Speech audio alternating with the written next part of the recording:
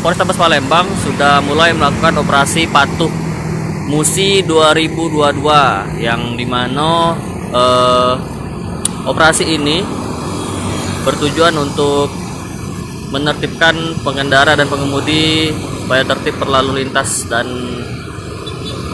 operasi patuh berlangsung sejak tanggal 13 Juni atau besok sampai tanggal 26 Juni 2022. Di dalam operasi patuh ini Tribuners ada 8 macam pelanggaran yang jadi sasaran operasi patuh. Nah, jadi buat Tribuners yang bawa motor, bawa mobil, mulai sekarang lebih tertib lagi karena ada 8 jenis pelanggaran yang jadi sasaran. Yang bakal Mimin sebutkan itu yang pertama, tidak memakai helm, terus memakai knalpot brong untuk sepeda motor ya.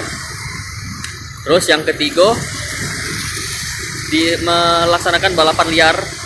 Jadi balapan liar juga bagian dari operasi patuh 2022. Terus kemudian ada lagi main handphone, baik di dalam mobil maupun sedang di pucuk motor.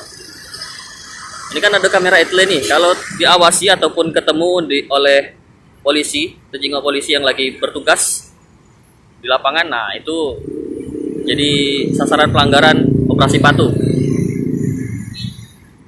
Terus tadi selanjutnya untuk kendaraan roda 4 plat hitam, terutama yang tidak memakai rotator sesuai standar, nah itu juga jadi sasaran dalam operasi patuh kali ini.